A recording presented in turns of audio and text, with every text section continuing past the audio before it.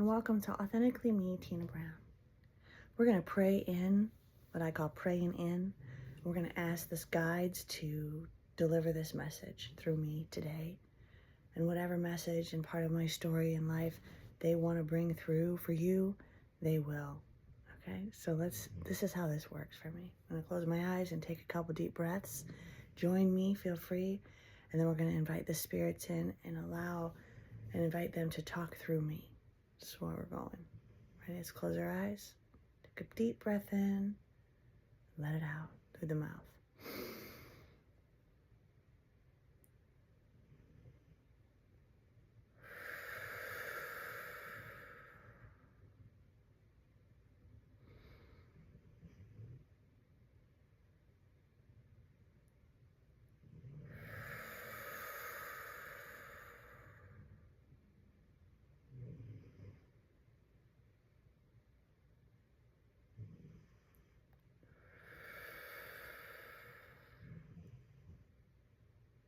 Father, mother, sister, brother, God, gods, creator, creators,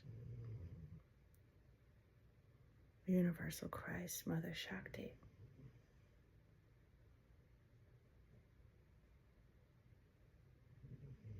creator of the heavens, angels that be my guides with me.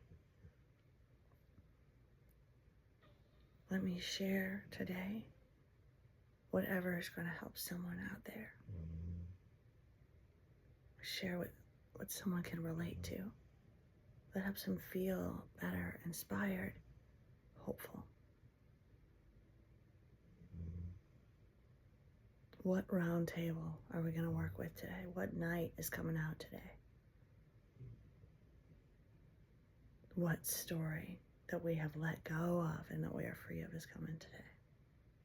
What would you like me to speak about?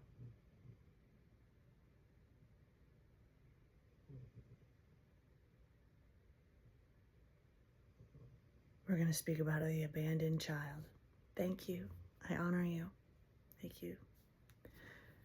So, the night that we're going to speak about today is the abandoned child.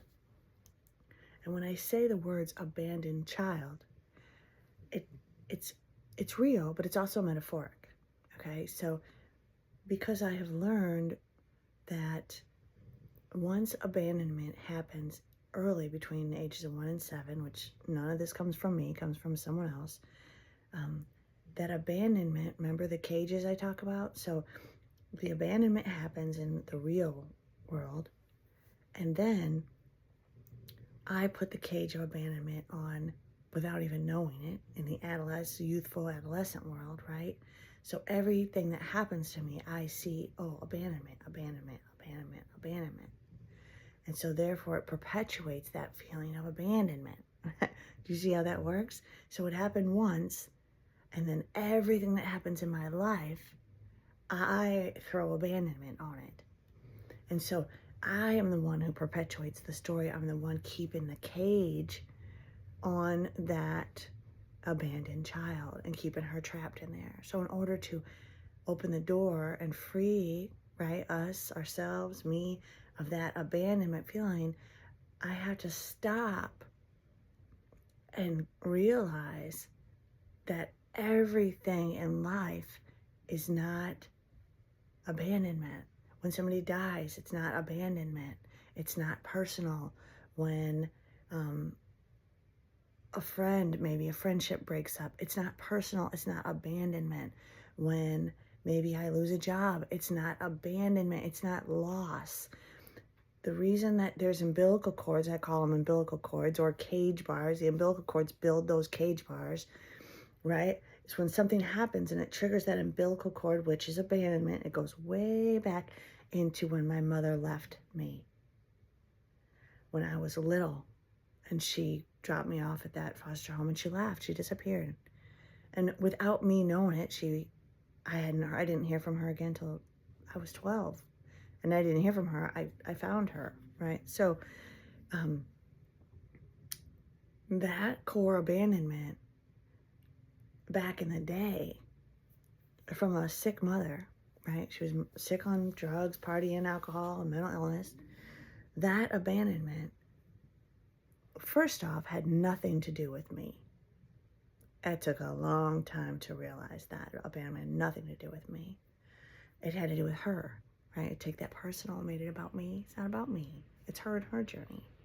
She did the best she could when she could, and she left me in a very good foster care system. And it was Sandy and Carl. God bless her for doing that. And then I picked it up and created, and it's not like I created the cage. The cage was created through the umbilical cord and the perception of abandonment that followed me through. The mind, which I tell you is not our friend, not with emotions, right? The mind is not made to deal with this emotional stuff. It does other things, right?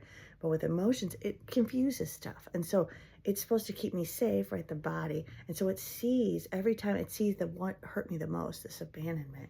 And so all through my little life, everything that happened, friendship loss, job loss, whatever, I mean, little shit, I don't care what it could have been.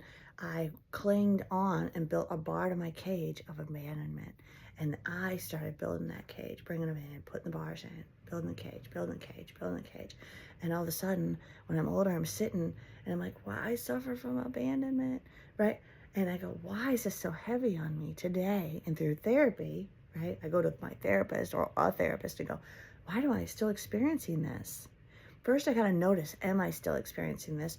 Am I building abandonment cages and being so personal that everything that happens in my life is reflecting abandonment? If that's true, then the mind is creating stories that aren't real, taking things personal, and the mind is creating this and creating abandonment stories to re-solidify that shit. It's not real. So all I got to do is put hand on heart and say, I see you. I see you, abandonment story. You're welcome here, but we're not doing anything with you. We're going to let the body just let you rise and pass because it's not true. It's not true, babe. And the more we can be aware of those stories we're telling ourselves, the more I can bring it back to being real and going, is that true? Is that really me being abandoned? Or is that just someone making a decision to move in a different direction in their life? And does it have anything really to do with me? No, it has nothing to do with me. So in today's lesson, the night at this table is abandonment. I want to just give you a little synopsis of that and know that the freedom comes when we start acknowledging what is really happening, question those truths and facts, question that story, and go, are we taking that too personal? Have a good day. Let's free ourselves of that abandonment story, people. Peace out. I love you.